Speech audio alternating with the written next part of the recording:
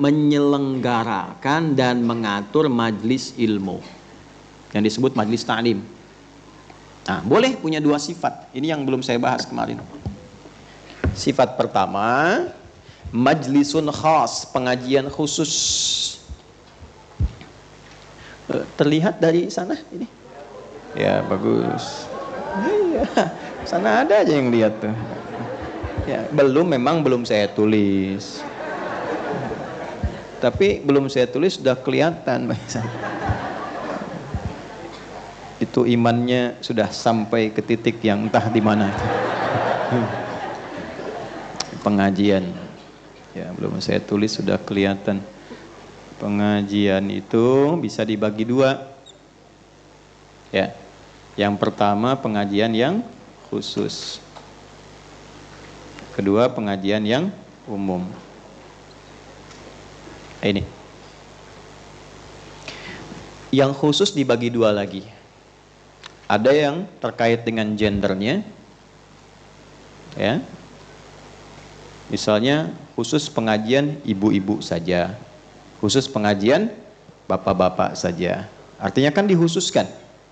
Ya, pengajian ibu-ibu kan jelas kalimatnya ibu-ibu. Nah, kalau sudah tahu khusus dan memang hanya untuk ibu-ibu, bapak nggak usah maksa. Ya, sekalipun pematerinya bagus kan, apalagi nyamar pakai cadar dan sebagainya kan, begitu dibuka kumisan kan masalah tuh. Nah, ini pelanggaran. Nanti saya detilkan. Yang kedua, ada memang secara tema dan kondisinya ini khusus. Ya. Misal kondisi di instansi tertentu untuk pembekalan tertentu. Tadi saya sampaikan sifat di militer, misalnya pembekalan, ada pasukan khusus atau armed, cavalry, macam-macam, infanteri, khusus pengajian. Atau di udara ada skuadron misalnya 17, 14, macam-macam. Pengajian di situ. Nah, tidak menjadi adab yang baik ketika Anda maksa. Ini kan untuk mengenal Allah, masa dibatasi? Gitu. Ini dikhususkan, situasinya beda, kondisinya tidak sama. Atau misalnya di perusahaan tertentu ingin ada pembekalan keislaman, jadi terbatas, bukan ingin eksklusif, tapi kondisinya memang terbatas. Paham sampai sini? Baik. Nah, yang khusus terkait gender ini sampai diatur, Bu. Misal, kalau kita ngaji beberapa hadis-hadis termasuk di Al-Bukhari, topik ketiga itu ada namanya Kitabul Ilmi.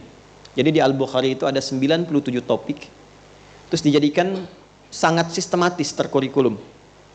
Ada subtopiknya lagi, diurutkan satu-satu. Itu sampai diukur gini, Bu. Dari harinya, dari orangnya, tempat sampai materinya. Misal, ini ibu-ibu nih. Nabi itu sering milih hari apa sih pengajian untuk ibu-ibu? Ya, ada beberapa yang konsultasi pada Nabi, ya Rasulullah, laki-laki enak benar.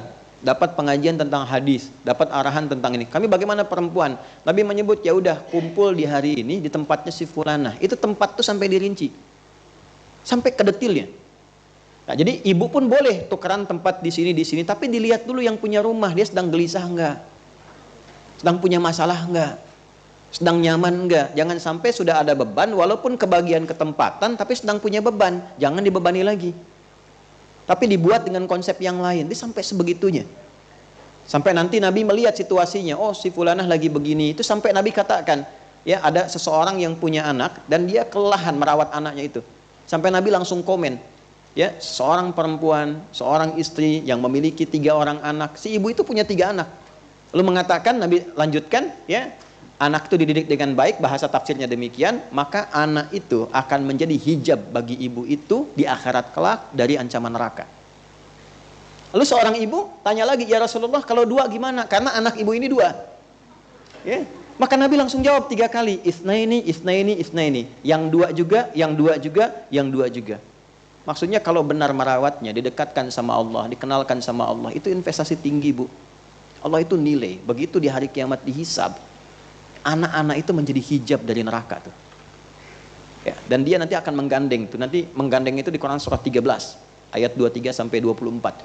Jannatu adnin yadkhulunaha wa man salaha min abaihim wa azwajihim wa dzurriyyatihim wal malaikatu yadkhuluna 'alaihim min kulli bab salamun 'alaikum bima sabartum fa ni'ma uqbad dar. Ada anak-anak yang dididik oleh orang tuanya dengan baik, masuk surga, amal soleh, itu diminta oleh Allah gandeng tangan bapak ibumu, ajak ke surga. Terus saudara-saudaramu, adik-adikmu, sampai ke bawahnya. Lalu diperintahkan malaikat berbaris di setiap pintu surga, ucapkan selamat kepada rombongan keluarga ini. Malaikat mengatakan, salamun alaikum, catat ini ya, bima sabartum. Selamat ya bu, selamat pak, karena anda sabar menjalani itu saat di dunia. Sabar. Itu kalimat mahal. Temanya pun diatur. Jadi sampai sebegininya gitu, dalam Islam tuh sampai sebegitu. Jadi ibu tuh kalau bikin pengajian, gak usah tinggi-tinggi. Bahas pengajian, dibahas fikih jihad. Ya, bahas tentang peningkatan ekonomi. Udah ibu di rumah ngaji gimana caranya jadi perempuan yang baik. Ayat-ayat, hadis-hadis tentang jadi ibu, jadi istri, jadi anak. Apakah boleh perempuan kemudian bekerja, profesi apa yang dibolehkan, seperti apa syaratnya, itu yang dibahas. Jangan dikira sendirian, zaman Nabi itu ada yang perawat, ada yang dokter. Jangan salah loh. Sayyidah Aisyah itu seorang ahli di bidang kedokteran. Sayyidah Fatimah itu ahli di bidang perawatan. Beliau seorang perawat. Itu ada nasabnya. Ya, ini ada turunan-turunan. Sama dengan tema-tema khusus, saya sering sampaikan. Ya, teman-teman misalnya yang pebisnis nih. Pebisnis, pengusaha, kenapa sih nggak ada kajian khusus membahas tentang dunia usaha? Keluarkan ayat-ayat khusus membahas tentang bisnis. Hadis-hadis pedoman tentang berbisnis bagaimana. Keluarkan, inilah yang dimaksud tematik. Anda yang mahasiswa-mahasiswa, kenapa nggak kumpul? Keluarkan kajian tentang bab ilmu. Ayat-ayat yang bisa menghadirkan akselerasi pengetahuan. Gimana caranya menghafal dengan cepat. Menghafal dengan mudah. Bagaimana caranya menghimpun ilmu yang berkah. Menguasai berbagai bidang pengetahuan. Dulu orang Islam, itu hampir tidak ada yang menguasai 1-2 bidang. Rata-rata paling sedikit 5 bidang. Ya, silahkan cek Imam Syafi'i itu berapa disiplin ilmu yang dikuasai. Bukan hanya tafsir, hadis, fikih, ya, usul fikih, sejarah. Beliau itu juga khatam dalam bab kedokteran. Ya, ada yang sampai juga ke bidang-bidang fisika. Ya, Anda kenal misalnya, pernah dengar Avicenna itu? Ya kan? Ya. Pernah dengar Al-Kindi, Al-Farabi, ya kan? Al-Ghazali dan turunan-turunannya. Itu bukan 1-2 bidang ilmu. Siapa dokter yang paling terkenal dalam dunia Islam? Ibnu Sina, nama baratnya Avicenna. Orang taunya cuma bapak kedokteran. Itu anak ini dari kecil sudah didekatkan oleh orang tuanya menjadi ahli Quran. Itu ahli Quran, hafal Quran 30 juz. Dan orang tua kita dulu yang disebut pahlawan-pahlawan nasional itu manhaj. Metodologi cara mengajinya diikuti seperti itu. Pernah dengar Kiai Haji Agus Salim? Bukan hanya diplomat kan? Yang sangat unggul, sangat ulung, hafal, menguasai banyak ragam bahasa, sangat luar biasa dalam diplomasinya. Tapi kenapa tidak pernah diviralkan bahwa beliau itu seorang kiai yang hafal Quran dan tafsirnya? Dulu lengkap. Ya, maka silahkan yang belajar nih sekarang. Gak apa-apa Anda belajar agama tafsir, tapi kuasai bahasa juga. Bahasa Inggris kuasai. Ya, belajar bahasa yang sekarang berkembang apa? Cina, belajar bahasa Mandarin. Belajar bahasa Rusia.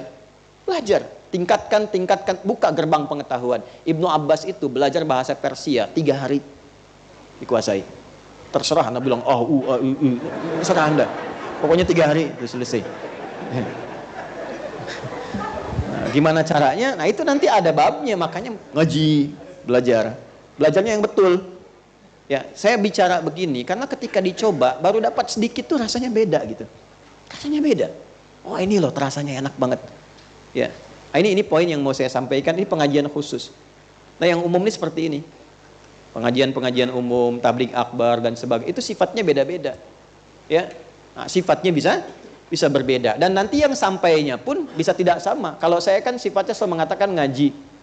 Ya, saya sebetulnya tidak terlalu cocok yang tabligh akbar kayak show begitu, nggak terlalu ini. Ya, selain tidak terlalu cocok, mungkin tidak terlalu apa ya istilahnya, frekuensinya nggak terlalu pas. Kalau dengan saya senangnya ngaji begini. Ya, supaya ada kedalaman gitu ya. Kalau sifat tabligh akbar itu biasanya umum, yang sampai mungkin 1, 2, 3 pesan umum-umumnya. Orang datang, tahu, pulang lagi.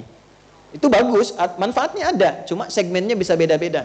Yang mau saya katakan, kalau Anda mau bikin pengajian, surat ini menjadi dasar bagi kita untuk meluruskan tujuan.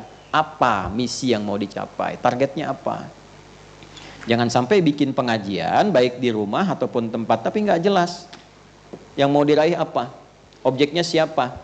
Yang datang siapa? Materi yang mau dibahas apa? Jadi usahakan buat satu kurikulum yang terukur, sehingga baik itu memulainya, menjalani sampai hasilnya bisa optimal didapatkan. Jelas sampai sini? Ya kan? Nah, inilah yang kemudian Nabi saat mengajar di kalangan khusus, tapi yang dibahas materinya materi standar umum tentang Allah, tentang mengenal Allah. Maka menjadi sifat umum kan? Ketika menjadi sifat umum, maka ditunjukkanlah dengan kedatangan Abdullah bin Abi Umi Maktum. Jelas sampai sini?